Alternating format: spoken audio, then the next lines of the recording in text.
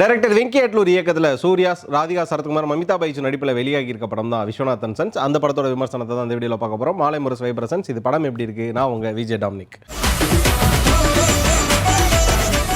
Viswanathan sons இந்த படத்தோட one line பார்க்கறதுக்கு முன்னாடி பல பேருக்கு ஒரு விஷயம் சொல்லணும்னு நினைக்கிறேன். என்ன அப்படின்னா, இந்த படத்தோட டீசர், ட்ரெய்லர், அப்புறம் ஃபர்ஸ்ட் லுக்லாம் வந்ததுக்கப்புறமா இந்த படம் ஒரு சுகர் டாடி கண்டென்ட் அப்படின்னு சொன்னாங்க. 18+ கண்டென்ட்டாக இருக்க போகுது. ஏன்னா இப்போ இந்தியன் சினிமாவில் ரீசெண்டாக இது மாதிரியான கண்டென்ட்களுக்கு அதிக வரவேற்பு இருக்கிறதுனால சூர்யா சார் இப்படி ஒரு படம் நடிச்சிருக்காரா என்னது அப்படிங்கிற மாதிரி நிறைய பேர் பேச ஆரம்பிச்சாங்க. அப்படியே பேசின எல்லாருக்குமே இந்த படம் ஏமாற்றத்தை கொடுத்துருக்கு. காரணம் என்ன அப்படின்னு பார்த்தீங்கன்னா, விஸ்வநாதன் சன்ஸ் முழுக்க முழுக்க ஒரு ஃபேமிலி ஆக்ஷன் ட்ராமாவாக வந்திருக்கு அப்படின்னு சொல்லலாம். பார்க்க அப்படியே ஒன்ன மாதிரி இருக்கா?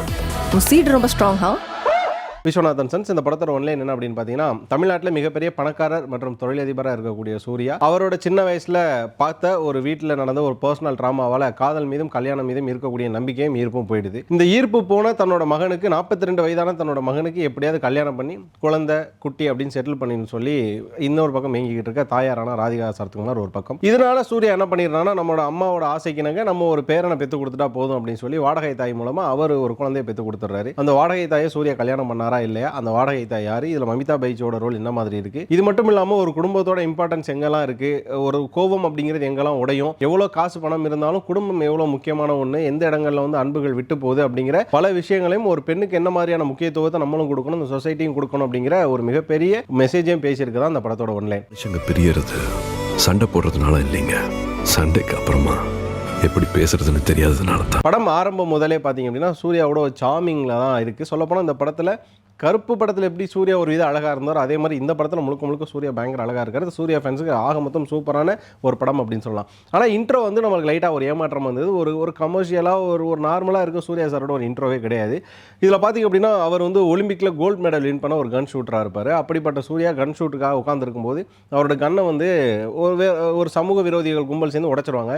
அந்த கன்னை அவர் வந்து அவரே அசம்பிள் பண்ணி ஷூட் பண்ணி கோல்டு மெடல் வின் பண்ணார். ஓகே, அது சூப்பரான ஒரு விஷயம். அதுக்காக அவர் பின்னாடி வச்சிருக்க மெசேஜும் சூப்பரான ஒரு மெசேஜ். அவங்க அப்பாவோட சொல்லப்பட்ட ஒரு மோட்டிவேஷன் கருத்தை எடுத்து அவர் வந்து அந்த துப்பாக்கியை சரி பண்ணி சுட்டு கோல்டு மெடல் வாங்குவார். ஆனால் அது அந்த இடத்துல பண்ணுறப்போவே அந்த இன்ட்ரோவுக்கும் அது வந்து ஒரு மேட்சாக இல்லையோ அப்படிங்கிற மாதிரி இருந்தது. ஓகே, வெங்கி அட்லூரி இந்த மாதிரியான ஒரு இன்ட்ரோ வைக்கிறதுக்கான காரணம் என்ன அப்படிங்கிறது நமக்கு தெரியல. ஆனால் அந்த இன்ட்ரோவை மட்டும் ஸ்கிப் பண்ணிட்டோம் அப்படின்னா அடுத்து சூர்யா வந்து முழுக்க முழுக்க படத்தில் பயங்கரமாக ட்ரீட் பண்ணிருக்காரு. கஜினி படத்தில் எப்படி வந்து ஒரு மில்லியனாக ஒரு பிஸ்னஸ் மேனாக ஒரு ஆட்டிடியூட மெயின்டைன் பண்ணுவாரோ அதே மாதிரி இந்த படத்துலையும் ஒரு பிஸ்னஸ் மேனாக பயங்கரமாக ஒரு ஆட்டிடியூட மெயின்டைன் பண்ணுறாரு. இது மட்டும் இல்லாமல் ஒரு பணக்காரங்க ஒரு ரிச்சாக இருக்கக்கூடிய ஒரு விஷயம் இருக்குல்ல, அதே அவர் மெயின்டைன் பண்ணியிருக்காரு. ராதிகா சரத்குமார் மெயின்டைன் பண்ணியிருக்காங்க.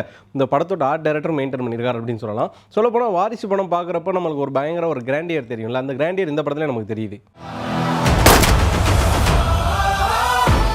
அதுக்காக பார்த்தீங்க அப்படின்னா வெங்கி அட்லூரி தனியாக ரைட்டப் பண்ணியிருப்பார் போல. ஓகே, சூர்யா சார் தான் அப்படின்னு பார்த்தீங்கன்னா அவர் சுற்றி இருக்கக்கூடிய ஃபேமிலி அவங்களோட இப்போ ஒரு பணக்காரங்களை சுற்றி அந்த பணக்காரவங்க தானே இருப்பாங்க. அந்த மாதிரி ஒரு எலைட் பீப்புளுக்கான ஒரு ஃப்ரேம்ஸாக எலைட் பீப்புளுக்கான ஒரு ரைட்டப்பாகவும் இருக்குது. மமிதா பைஜு அவங்களுக்கான ஒரு ரோல்.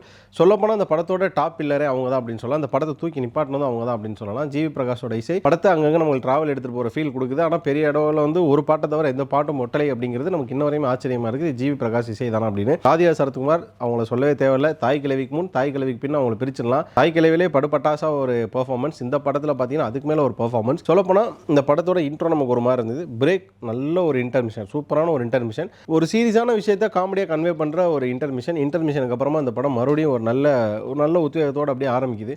அதுக்கப்புறம் நடுவில் பார்த்தீங்கன்னா ஒரு எமோஷனல் பிரேக் டவுன், அதுக்கப்புறமா ஒரு கிளைமேக்ஸ்ன்னு சொல்லிட்டு படம் சூப்பராக இருக்குது.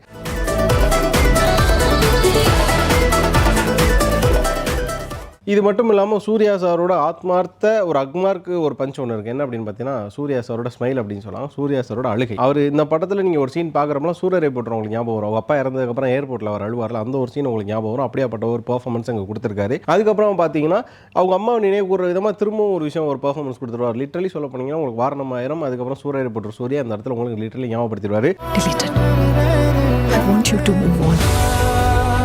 இந்த படத்தோட பாசிட்டிவ் நெகட்டிவ் பேசலாம். அந்த படத்தோட பாசிட்டிவ் என்ன அப்படின்னு பார்த்தீங்கன்னா, மமிதா பைஜு அப்படிங்கிற ஒரே ஒருத்தவங்க மட்டும் தான் அந்த படத்தோட மிகப்பெரிய பாசிட்டிவ். அவங்களோட ஆட்டிடியூட் பார்க்குறப்போ உங்களுக்கு ஜெனிலியா மாதிரியோ லைலா மாதிரியோ நமக்கு தெரியலாம். ஆனால் அந்த படத்தை தூக்கி நிப்பாட்டக்கூடிய பில்லர் அவங்க தான். சூர்யா சார் ஒரு பக்கம் ஹேண்ட்ஸமாக இருக்கார், ஒரு பக்கம் ஆட்டிடியூட்ல சூப்பராக இருக்கார். அப்படின்ற பட்சத்தில் இந்த படத்தில் யார் ஹீரோன்னு கேட்டிங்கன்னா கண்டிப்பாக மமிதா பைஜு அவங்கள தான் சொல்லணும். இது மட்டும் இல்லாமல் இது ஒரு பேபி சென்ட்ரிக் ஃபிலிம் அப்படின்றதுனால, எமோஷனல் கலந்து ஃபேமிலி ஆக்ஷன் ட்ராமான்றதுனால முழுக்க முழுக்க ஃபீமேல் ஆக்ட்ரஸ் எல்லாமே இதில் பயங்கரமாக ஸ்கோர் பண்ணியிருக்காங்க அப்படின்னு சொல்லலாம். அது மட்டும் இல்லாமல் இந்த படத்தில் போடப்பட்ட ஷெட் ஒரு வந்து மிகப்பெரிய பணக்காரரோட வீடு எப்படி இருக்கும், ஆஃபீஸ் அட்டையர் எப்படி இருக்கும், சூர்யா சாரோட காஸ்டியூம் எப்படி இருக்கும்னு சொல்லி பேக் எண்ட்ல எல்லாருமே சூப்பராக வேலை பார்த்துருக்காங்க. ஃப்ரேம்ஸ் எல்லாம் பயங்கரமாக வச்சிருக்காங்க. எடிட்டா இருக்கட்டும், டிஓபியா இருக்கட்டும், இது மட்டும் இல்லாமல் ஆர்ட் டைரக்டர், காஸ்டியூம் டிசைனர் எல்லாமே பயங்கரமாக ஒர்க் பண்ணியிருக்காங்க. அதே நேரம் இந்த படத்தில் இருக்கக்கூடிய மைனஸ் அப்படின்னு சொல்றத want to be make better அப்படின்னு சொல்லலாம். இது வந்து இன்னும் வந்து பெட்டராக மேக் பண்ணிருக்கலாம் அப்படின்னா முதல்ல அண்ணன் ஜிவி பிரகாஷ் தான் வரணும். ஜிவி பிரகாஷோட இசை அப்படிங்கிறது நமக்கு இப்போ வரையும் ஆச்சரியமும் கேள்விக்குறியாகவும் இருக்கு. ஏன் அப்படின்னா அவர் இது மாதிரியான படங்கள், அதுவும் ஃபேமிலி படம் அப்படின்னா இறங்கி அப்படியே பூந்து ஆடக்கூடிய ஜிவி பிரகாஷ் அவர்கள் இந்த படத்தில் ஏனோ ஒரு தடுமாற்றம் காட்டின மாதிரியான ஒரு விஷயம் இருந்தது. ரொம்ப ப்ரெஷரில் ரொம்ப அழுத்தத்தில் போட்ட மாதிரியான ஒரு விஷயம் இருந்தது. ஒரு பாடல் மனசில் நிற்கிது, அதுக்கு அடுத்த பாடலாம் மனசில் நிற்கிற பெரிய அளவு பிஜிஎம் சொட்டலை.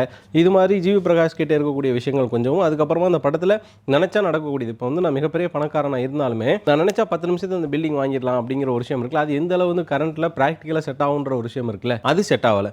அப்படின்ற பட்சத்தில் இது என்னது அப்படிங்கிற மாதிரியான ஒரு விஷயம் இருக்கு. நிறைய இடங்களில் வந்து அதான் நான் சொன்ன மாதிரி ஸ்பான்டேனியஸாக ஒரு விஷயத்தை வாங்குறது, உடனே அதை பை பண்ணுறது. அயன்மேன் கூட பார்த்தீங்கன்னா இந்த ஒரு மேன் படம் ஏஜ் ஆஃப் அல்ட்ரான்னு ஒரு படம், அந்த படத்தில் பார்த்தீங்கன்னா ஹல்க் வந்து ஒரு டவரில் அப்படியே இடிச்சிட்டு கீழே வருவார்.